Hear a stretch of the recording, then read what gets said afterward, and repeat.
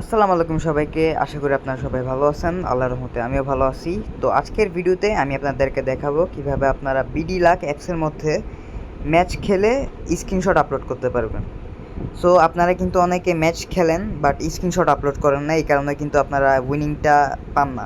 ঠিক আছে, আপনাদের অবশ্যই স্ক্রিনশট আপলোড করতে হবে। স্ক্রিনশট আপলোড না করলে কিন্তু আপনারা উইনিং পাবেন না। সো আপনাদেরকে স্ক্রিনশট আপলোড করার জন্য সিম্পলি এখানে লুডো ম্যাচেসে ক্লিক করতে হবে। এইখানে ক্লিক করার পরে আপনারা যদি উপরে খেয়াল করেন, এখানে কিন্তু একটা ফাইলের একটা অপশন আছে, দেখতে পারতেছেন।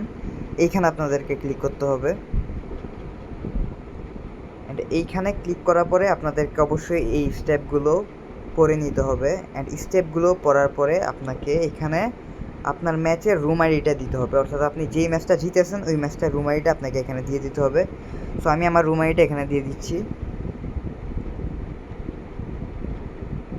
তো এখানে কিন্তু আমি আমার ম্যাচের রুম আইডিটা দিয়ে দিছি। অ্যান্ড রুম আইডি দেওয়ার পরে যদি উপরে খেয়াল করেন, এখানে কিন্তু একটা বক্স আছে, এখানে লেখা আছে যে click here two upload image.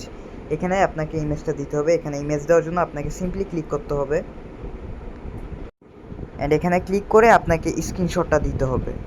So যদি কোনো কারণে এখানে আপনার ক্লিক করে যদি স্ক্রিনশট দিতে অসুবিধা হয়, সেক্ষেত্রে আপনাকে অ্যাডমিনের সাথে কন্ট্যাক্ট করতে হবে। অ্যাডমিনের সাথে কন্ট্যাক্ট করার জন্য আপনার নিচে দেওয়া যে এর যে অপশনটা আছে, এখানে ক্লিক করতে হবে।